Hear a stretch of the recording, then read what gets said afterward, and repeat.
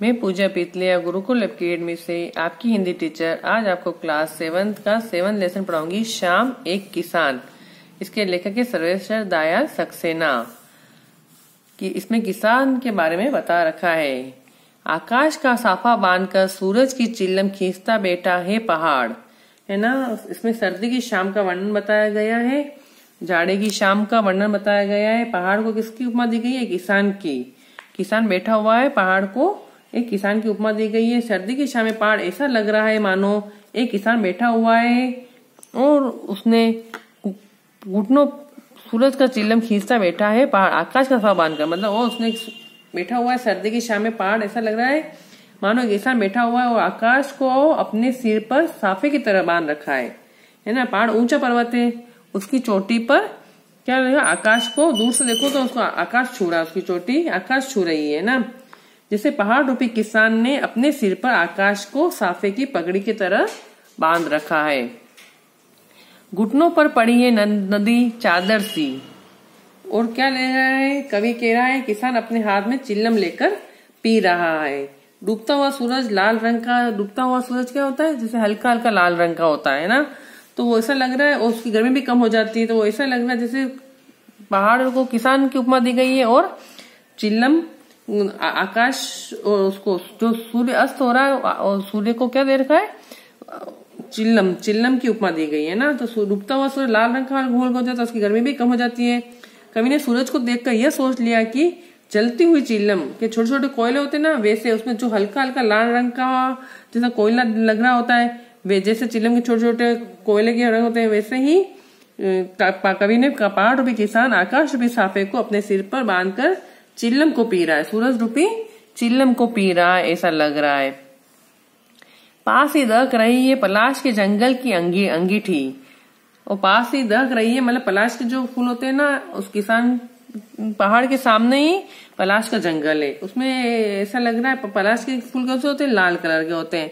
और ऐसा लग रहा है वो पलाश के रंग जैसे सर्दी की शाम है और किसान को ठंड लग रही है और पलाश के जंगल की वो लाल रंग जैसे ऐसा लग रहा है अंगीठी, मतलब वो उसमें सेक रहा है अपने आपको।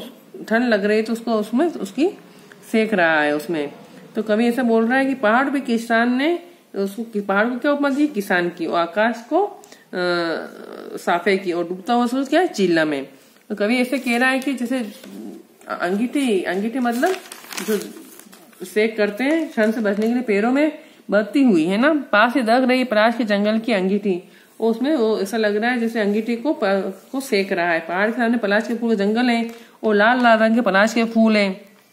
तो उसको ऐसा लग रहा है जंगल में जो लाल रंग के पलाश के फूल खिले हुए हैं वो मानो ऐसे लग रहे हैं जैसे पहाड़ रूपी किसान के लिए अंगीठी जल रहे और पहाड़ रूपी किसान ठंड के कारण उसको सेक रहा है और अपनी ठंड को भगा रहा है। सिमटा बैठा है भेड़ों के गले सा। और वो सिमट के बैठा है।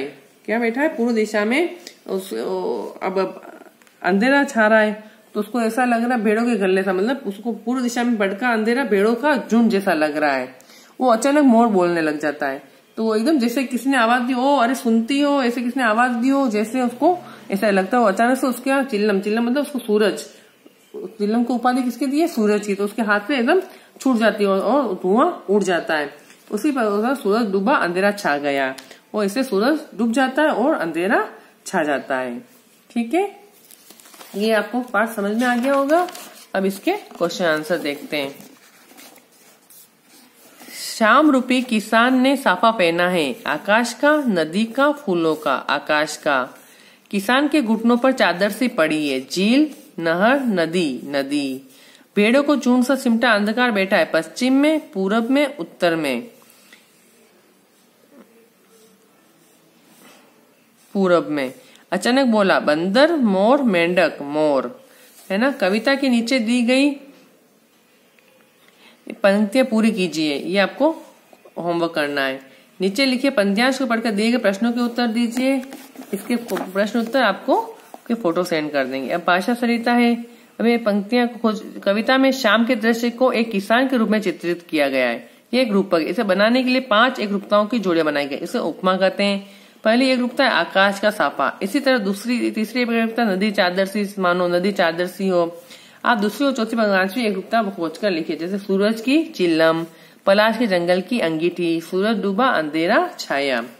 मोर के बोलने पर कवि को ऐसा लगा जैसे किसी ने कहा और सुनते हो। नीचे दिए गए पक्षियों की बोली सुनकर उन्हें भी एक या दो शब्दों में बांधिए। कबूतर कौन है, मैना प्यारा है, चिल चाहिए है, कौवा क्या है, तोता तुम हो, हंस चलते हैं, है ना।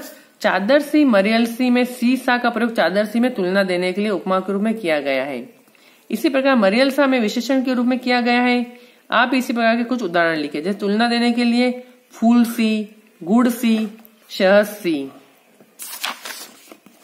और विशेषण के रूप में कोमल सा, मधुर सा, बर्फ सा, है ना। ये आपको बुक में करना है। अब आप देख लो एक बार, पहला क्वेश्चन, दूसरा, ये दोनों आपको बुक में करने, फिर तीसरा और चौथा, तीसरा आपको क्या आंसर लिख के कॉपी में करना है ये, फिर भाषा संहिता में ये सब आपको बुक में करने, पहला दूसरा तीसरा, ठीक है, ये आपको बुक में करने। वो पहले शब्दार्थ लिखने और फिर आपको क्वेश्चन आंसर करने, ठीक है, ओके।